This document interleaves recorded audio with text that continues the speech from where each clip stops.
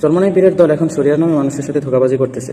এরা যখন জোট করেছিল তখন এদের মধ্যে গণতান্ত্রিক বা যারা শরিয়া চায় না এরকম দলগুলোকে একত্র করেছিল, তখন শরিয়া কোনো বিষয় ছিল না তাদের কাছে, ক্ষমতায় যাওয়াটা বিষয় ছিল।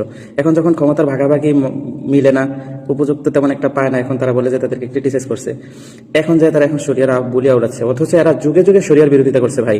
যারা শরিয়ার পক্ষে আন্দোলন করেছে তাদেরকে গঙ্গি ট্যাগ দিয়েছে, গিয়াদি ট্যাগ দিয়েছে, মানহাজি খারেজি, এই সমস্ত ট্যাগ দিয়েছে যুগে যুগে তারা।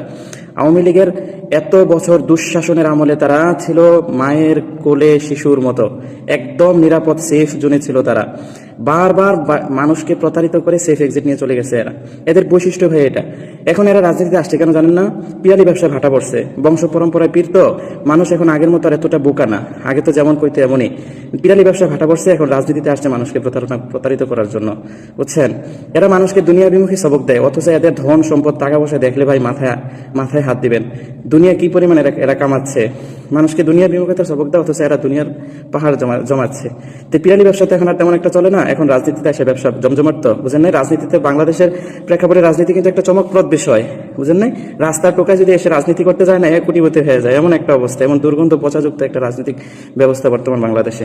সুতরাং এদেরকে চিনতে ব্যর্থ হবেন না। সবাইকে আমি বলবো, এদেরকে একটু ভালোভাবে চিনেন, এদের মুখোশটা একটু ভালোভাবে চিনেন। এরা আসলে ছদ্মবেশে মানুষের সাথে প্রতারণা করেছে সর্বযুগে। এদেরকে অনেক অনেক ভালো মানুষ বলে, আমি আসলে এদেরকে বলি কেন, এদের মুখোশটা অনেকে চিনে না। অন্যান্য যারা ইসলামী নাম ধারণ করে রাজনীতি করতেছে তাদের সম্পর্কে মানুষ কিছুটা জানলেও তাদেরকে এখন অনেক মানুষ ফেরেশতা মনে করে। আসলে এরা যে কি পরিমাণ ভণ্ড ভাই বলার বাইরে। এই কয়েকদিন এদের আসলে চরিত্রটা দেখতেছি আর কি। আমি তো একটা কথা বলছি, এরা আমার যেই পরিমাণ গালাগালি, এদের এগুলোই মনে হয় এদের পীরদের সবক। হ্যাঁ, এদের পীরদের দেখে না বডি ল্যাঙ্গুয়েজ কেমন।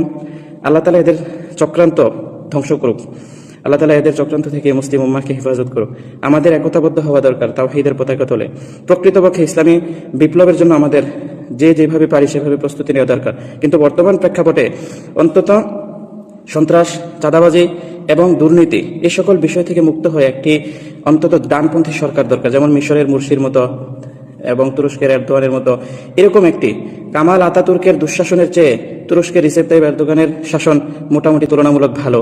হোসনি মুবারকের দুঃশাসনের চেয়ে মোহাম্মদ মুরসির শাসন কিছুটা ভালো। ঠিক এরকম ভাবে বর্তমান যারা যাদের অবস্থা সবার জানা, তাদের দুঃশাসনের চেয়ে যারা বর্তমানে ডানপন্থী রাজনীতি করতেছে তাদের অবস্থা মোটামুটি ভালো। সুতরাং আমাদের বর্তমানে সেই দিকে একটু যাওয়া দরকার, অন্তত যাতে করে আমরা নিজেদের দিন ইমান নিয়ে অন্তত স্বাভাবিকভাবে চলতে পারি, কথা বলতে পারি, প্রতিবাদ করতে পারি, আত্মসমালোচনা করতে পারি।